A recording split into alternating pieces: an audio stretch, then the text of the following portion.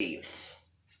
All of the Christmas Eves alone, stuck in a school, alone, not with his family, and feeling probably depressed, sad, mad, left out,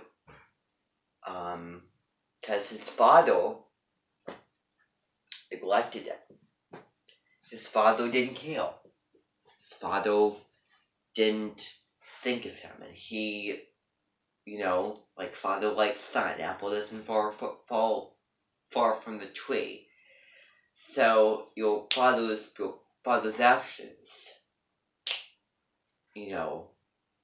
affect the son. How he goes up. The family environment, the relationship between mother and father, husband and wife, the family environment influences you as you grow up. How could you hear about it? You live in the environment, So he didn't care about Scrooge. It said that he was very grouchy and mean and cold-hearted and hard of stone and, all of these things that we see in Scrooge are not really positive, not really, loving the spirit of Christmas. Boys act like their fathers, girls supposedly act like their mothers. So that's the point I want to make. And so the family environment as he was growing up was not very healthy, was not very peaceful, was not very positive and tender and loving and comforting. So I think that you get my drift. So that led him to acting the way that he does.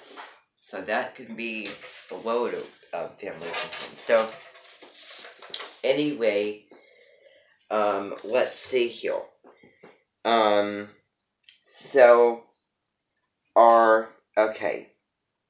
So a sense of belonging, a sense of comfort, a sense of security, a sense of well-being, all comes with the home. And also cooking, like smelling things, like brings back memories. Like, I remember smelling that when my, aunt or whoever was cooking that one day. In my childhood, I remember eating that. And those nostalgic memories that you can remember, like vividly, smell, hear, see, those kind of things. So those things really are very important, to those memories. So they're very important to our sense of nationalism. And then family, so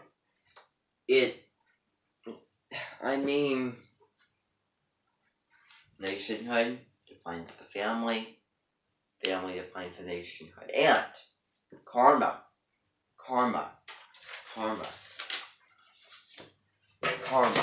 You know what karma means? It means what goes around comes around. And how Scrooge's father was acting affected him when he was grown up. It's like a disease. It's like what we're going through right now. It's like a virus. Goes around, comes around. If you like raise your child this way, like, and you talk or act in this manner, then they're probably going to show it back, and they're probably going to talk or act that way. So that's one example for it. But there's many. Let's see here. So 4th of July, talked about barbecue sauce.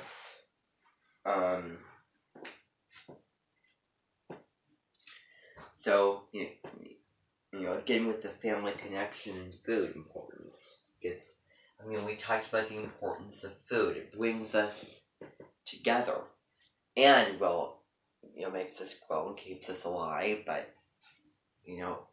brings people around the table of, good food, good conversation, nothing simpler and better. It's Taurus and Cancer.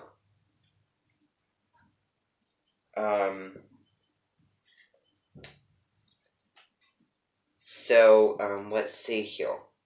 So it says, the Cancer Capricorn axis isn't just about fitting in socially like the Leo Aquarius axis, which tries to connect your sense of individualism to the group. Cancer Capricorn is about blood, heritage, and loss. Like blood. Like family blood. Like family heredity, kind of thing. And then heritage,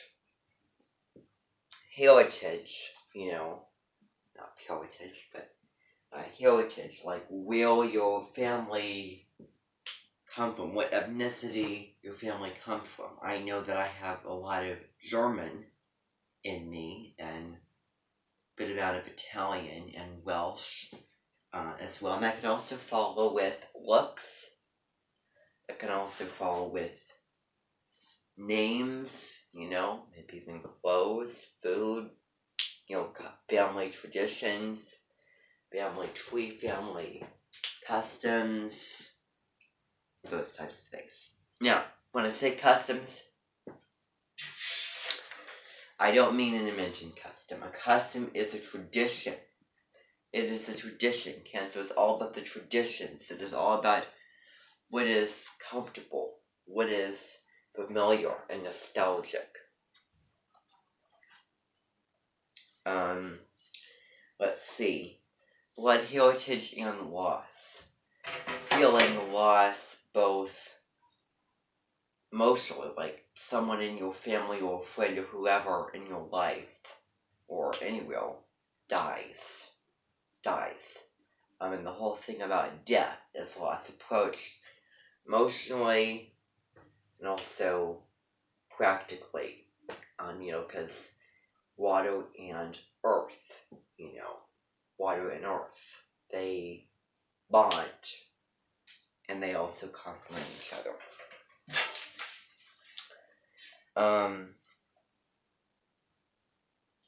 So the Cancer Capricorn axis is your inheritance.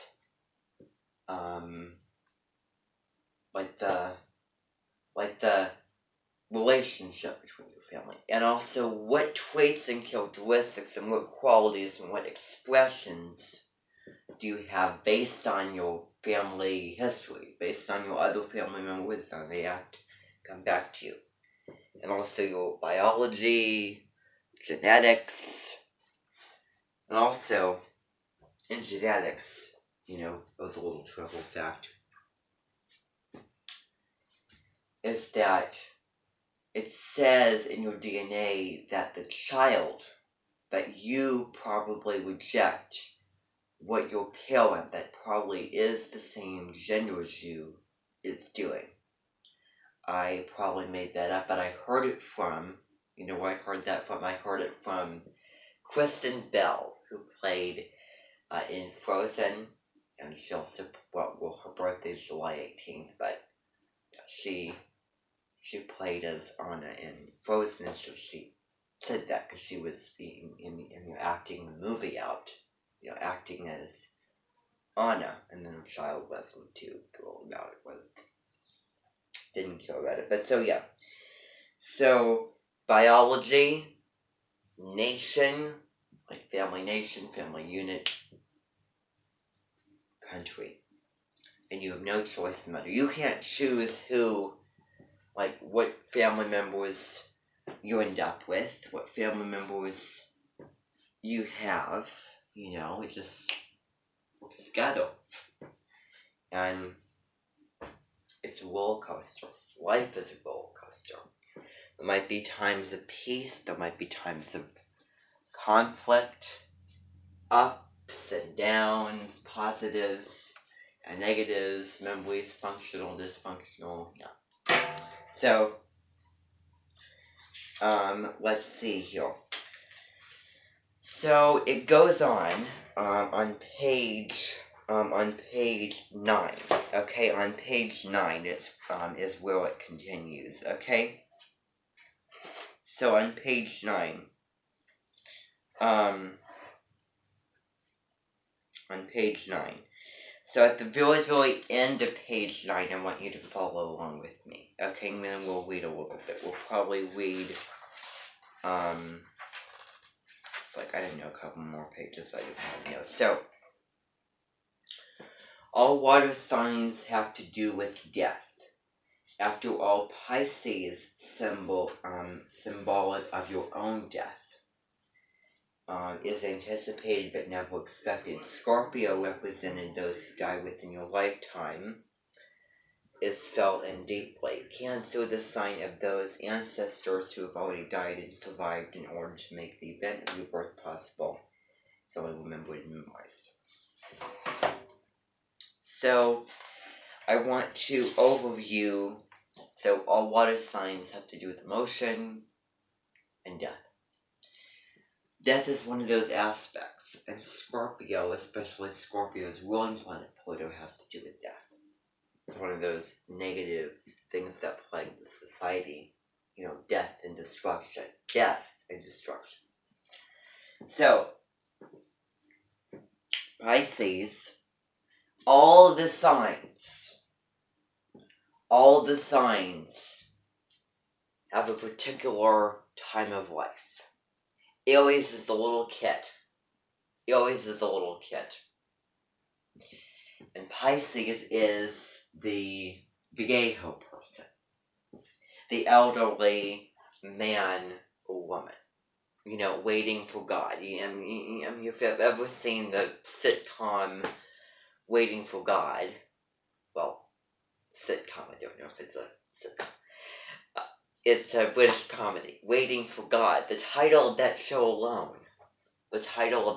alone means waiting to die.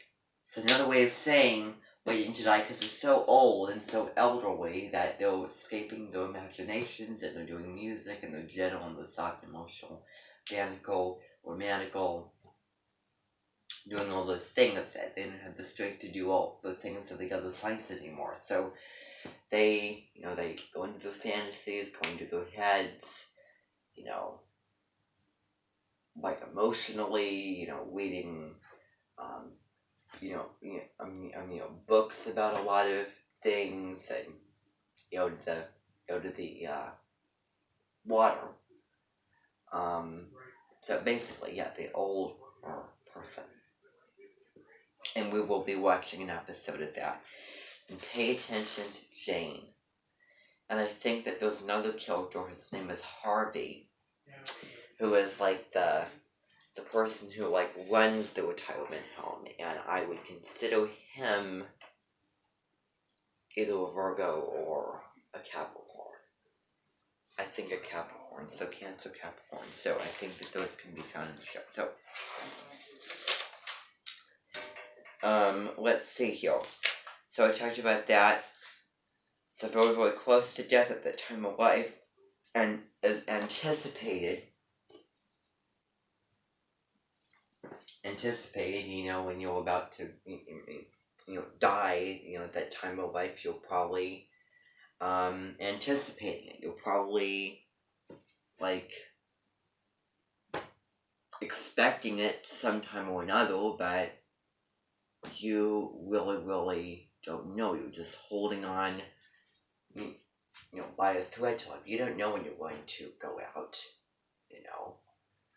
So that's a miserable time. You get closer to things like religion, you get closer to all the Piscean areas. Scorpio represents those who die within the lifetime, and Scorpio really feels really secretive. feels things very, very strongly, very, very desirably and deeply. And so Scorpio is associated with death and vice versa. So,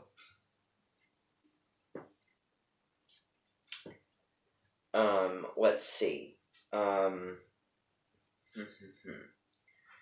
So, is felt and deeply. Feeling death, like you have a friend or family member with somebody who you have a great relationship, who you're with a lot, who you hang out with, you get to know, you do things, talk things with, and suddenly you have a relationship, then they're gone. So then Cancer is those ancestors who have already died and survived in order to make the event of your birth possible. So it goes backwards. Pisces is the actual death, anticipated but not experienced, still alive. Scorpio is those who die in a lifetime. And then Cancer is those who live on their lives. Who've already died and survived. Like in a lot of movies, those like ghosts of the past, like of the different family, in order to make your birth possible, a way to make that incarnation possible. It's only remembered and memorized. So, that's a little bit of that. Let's see. So we're going to continue here just a little bit more, okay? So I think that that we call Cancers the crybabies of the zodiac, because we often have a romanticized view of the family, and especially of mom. Remember, one of the symbols and one of the themes of Cancer is mom. So romanticized view, like we feel like a kind of like a romantical, special, emotional Piscean view of the family. So we want to see our families embodying that special place where we are protected from the reality of the world. So that special place, which is its home, a place of comfort, remember, a place of protection. We want to see mom as that special someone who never judges us or defaults to understanding. Never judges and understands, empathizes, cares, nurtures. We want to find our heart at home. Heart at home. Heart at home, emotion, and then home. We want to see home as soft, and so we choose to see Cancers as soft. Cancers are very soft and touching, emotional, and very, very caring and giving and understanding.